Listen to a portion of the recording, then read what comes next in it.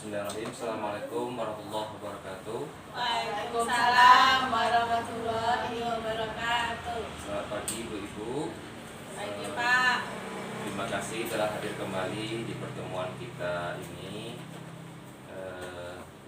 Pertemuan kita ini akan membahas modul 2, yaitu pengelolaan keuangan dan memulai usaha.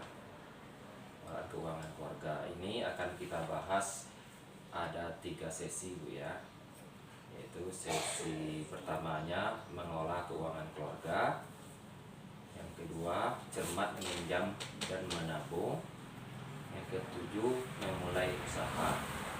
Sebelum kita mulai modul yang kedua ini, Ibu masih ingat modul sebelumnya? Ayo, siapa yang ingat? Apa Bu? Ya, pendidikan dan pengasuhan anak. Itu kemarin ada berapa poin yang kita bahas dalam pendidikan dan pengasuhan anak? Ayo, ingat. Apa Bu? Yang pertama, menjadi orang tua yang lebih baik. Yang kedua, memahami perilaku anak. Yang ketiga, memahami cara anak usia dini belajar. Yang keempat, membantu anak sukses di sekolah. Apa Ibu setelah menerapkan yang kita pelajari kemarin di rumah Bu? Sudah ya? Ada terkendala Bu? Cukup? Oke, untuk semangat kita pagi hari ini, kita kasih yel satu. Setiap saya sebutkan uang tidak cukup, Bu jawab atur dong, ya. Jadi mulai, uang tidak cukup, Atur dong. Oke, selamat pagi. Dalam sesi ini kita mulai. Setiap rumah tangga tentunya pasti mengalami krisis keuangan ya. Ibu-ibu sini ada yang mengalami krisis keuangan? Ada. Umpamanya bagi keluarga yang baru menikah, karena sebelum dia masih lajang kan, itu awal-awal nikah itu akan mengalami krisis keuangan. Kenapa mengalami krisis keuangan? Karena waktu dia masih lajang itu keinginannya tidak terkontrol, dan juga namanya awal-awal menikah itu belum adanya suatu kesepahaman antara suami istri inginnya ini, suami inginnya itu, jadi itu mengalami nanti krisis keuangan. Jadi untuk lebih mengatasi hal tersebut, tentunya kita harus memahami dulu mana pendapatan dan berapa pengeluaran dalam membahas tersebut. Kemudian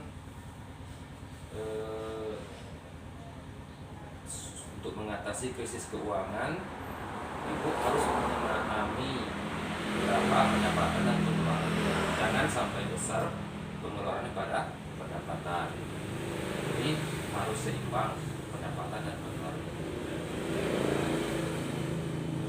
Ibu-ibu di sini ada yang sudah mengatur pengeluaran pendapatannya? Sudah diatur Bu? Belum. Itu harus diatur Bu. Tadi kan karena uangnya nggak cukup terus, makanya harus diatur. Tadi ya kita pendapatnya tidak cukup, jadi atur dong. Jadi supaya pengeluaran kita sesuai dengan pendapatan, itu harus diatur pengeluarannya, disesuaikan dengan pendapatan yang ada. Mungkin ada pengeluaran yang tidak penting, itu bisa kita tunda dulu, bahkan bisa kita batalkan. Itu caranya mengatur keuangan.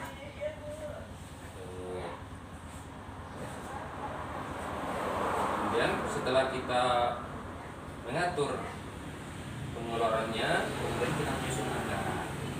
Anggaran ini harus disusun bersama keluarga lainnya atau bersama suami. Silakan Bu yang buku. Ya kan? Ibu Rizka sudah mengatur pengeluarannya? Sudah diatur Bu? Atau mungkin pendapatan Ibu selama ini cukup rasanya atau gimana? Atau masih kurang? Masih kurang? Rasanya Berarti belum diatur pengeluaran. Jadi tadi jajal kita, apabila uang tidak cukup, diatur dong, diatur. Jadi supaya uang itu cukup, semua pendapatan kita harus diatur pengeluarannya. Itu intinya.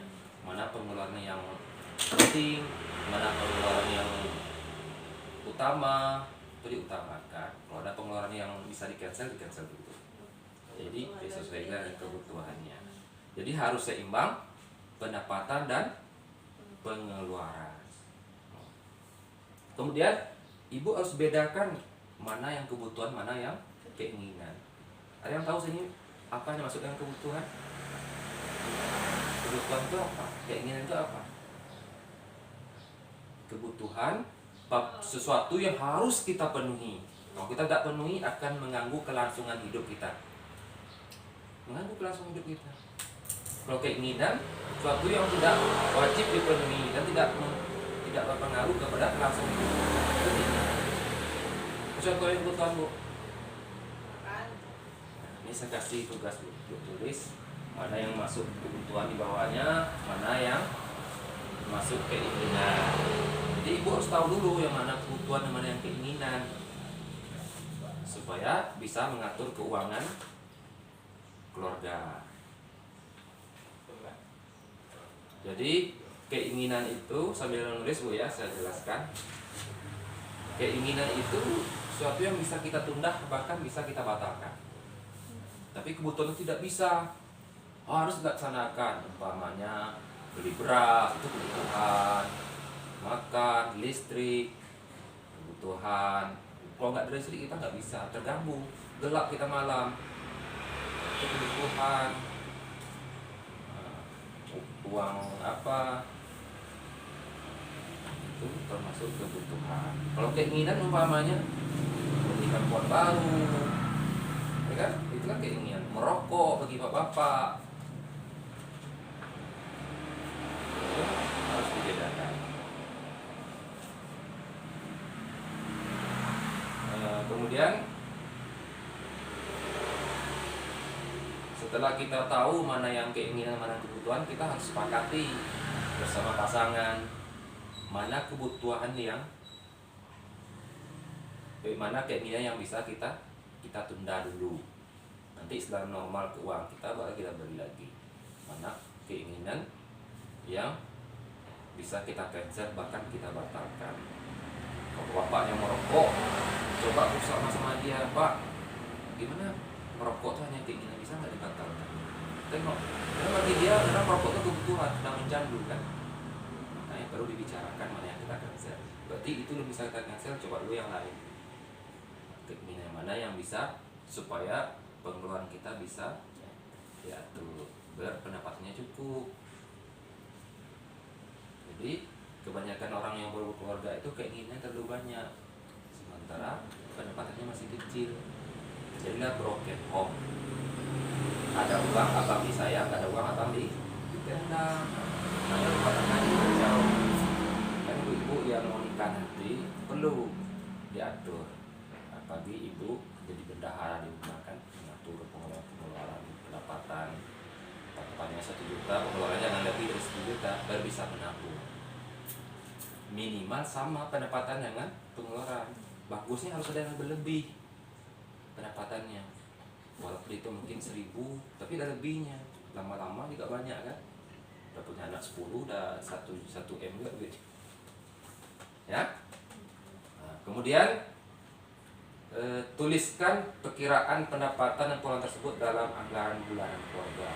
Mungkin laporan keuangan keluarga, tulis kira apa yang kebutuhan, apa yang harus kita penuhi, dan apa yang harus kita tulis. Cukup enggak? Kalau nggak cukup, tentu tidak ada lagi yelnya. Uang tidak cukup, buka usaha dong, jadi harus ada usaha tambahan. Jadi kalau diandalkan dari gaji bapak aja atau gaji ibu aja tidak cukup. Jadi harus kita pikirkan buka usaha tambahan. Tuh. Pastikan jumlah pendapatan pengeluaran seimbang ya. Selesai Bu? Tugasnya? Kemudian bagaimana caranya mengendalikan uang tadi Bu? Ibu sudah tahu keinginan pendapatannya. Nah, bagaimana cara mengendalikan uang tadi? Mengendalikan uang di rumah itu. Mungkin ibu bisa bikin sistem amplop. Sistem amplop itu seperti kebutuhan yang tidak bisa ditunda tadi, listrik, ibu bikin amplopnya satu listrik. Ibu tempel di dinding atau ibu taruh dalam laci. Ditulis ini uang listrik, tulis dalam amplop itu listrik. Apalagi uang dapur, tulis itu uang dapur. Jadi semuanya yang kebutuhan ibu itu ada dalam amplop. Pas menerima gaji, masukkan langsung dalam amplop itu. Jadi uang itu tidak diambil-ambil. Sudah ada posnya. Kalau ibu pergi arisan jangan diambil uang listrik. Ya ini data listrik. Sudah itu mengendalikan uang kan sudah ada pos-posnya. Jadi selama ini kita kondisional, mau butuh baru diambil uangnya, mau butuh diambil, tidak terarah. Makanya uangnya tidak cukup terus. Jadi bikin sistem amplop mengendalikan keuangan keluarga. Kalau di lingkaran di tempat-tempat kota lebih besar itu kayak map gitu dia. Tapi isinya amplop. Halaman pertama listrik, halaman kedua beras, ketiganya uang dapur, semuanya listrik banyak, masukkan dalam itu. Dan harus disiplin, jangan diambil.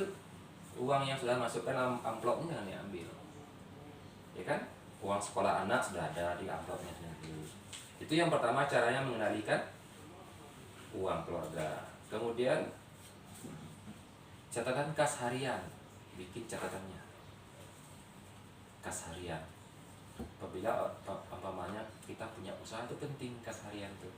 Pendapatan hari ini berapa, pengeluaran hari ini berapa, apakah kita beruntung atau tidak dalam data usaha itu. Dia akan ketahuan dengan adanya catatan kas harian. Cek per minggu. Setelah kita catat per hari, kita cek per minggu. Cek pendapatan totalnya sekian, pengeluaran totalnya sekian. Rumah tangga juga seperti itu. Baru-baru menikah kan, coba pengeluaran pendapatan kita sekian. Suami istri berdiskusi dan jujur. Pendapatan kamu berapa? Sekian. Saya berapa? Sekian. Kita tahu total pendapatan kita. Kalau tidak jujur suami istri, nanti akan susah mengatur uang keluarga. Jujur. Pendapatan suami istri berapa? Jadi setelah tahu pendapatan, kita totalkan pengeluarannya. Kalau kita berapa? Jangan sampai besar pengeluaran pada pendapatan. Itu gunanya catatan kas harian tadi. Oke, sudah paham kira-kira ibu? Mengolah keuangan keluarga? Sudah ya. Dicoba. Nah, coba ditengok Bu brosur yang saya bagikan tadi Bu. Coba kita lihat Bu ya. Itu ada brosur pintar mengatur penggunaan uang keluarga. Nah, itu ada gambarnya sistem amplop Bu ya. Nah, itu cara mengendalikannya. Nah, Ibu bikin catatan kas hariannya, hitung jumlah pendapatan dan pengeluaran dalam 1 bulan. Upayakan jumlah pengeluaran seimbang dengan jumlah pendapatan. Bedakan pengeluaran untuk kebutuhan dan bedakan keinginan. Ya kan? Kurangi, tunda, bahkan bisa dibatalkan kalau keinginan itu. Kemudian sepakati bersama anggaran keluarga, bersama anggota keluarga kita berdiskusi. Kemudian setelah anggaran kita buat, ya kita harus itu mengendalikannya, pengeluaran sesuai dengan yang kita buat tadi. Kemudian biasakan menabung dengan disiplin, biar sedikit asal rutin. Kemudian jika perlu berutang, rencanakan dengan matang. Ya Bu ya, ini banyak orang terjebak dengan utang. Utang itu hanya digunakan bukan untuk keinginan tapi untuk memenuhi kebutuhan. Kalau tidak berutang, usahakan tidak berutang. Kalau buka usaha jangan sampai berutang, karena nanti kalau usaha tidak lancar, utang di bank tetap berjalan dan akan terjadi juga broken home berikutnya gara-gara berutang. Mungkin bisa digadaikan rumahnya, sementara usaha tidak jalan, rumah ada gadai dan hancur. Maka berutang harus dipikir-pikirkan itu. Oke, mungkin untuk hari ini cukup sesi 1 Bu ya, mengelola keuangan keluarga. Kita akan bertemu lagi nanti pada cermat meminjam dan menabung. Jadi kita harus cermat meminjam dan menabung. Jangan salah pinjam, apalagi ke rentenir atau ke BEI Bu ya, bank inang-inang itu kan. Nanti tambah hancur kita, koperasi berjalan dan lain sebagainya. Nah, juga menabung kita juga harus paham dalam menabung nantinya. Demikian, terima kasih atas perhatian Bu Ibu. Kita sudah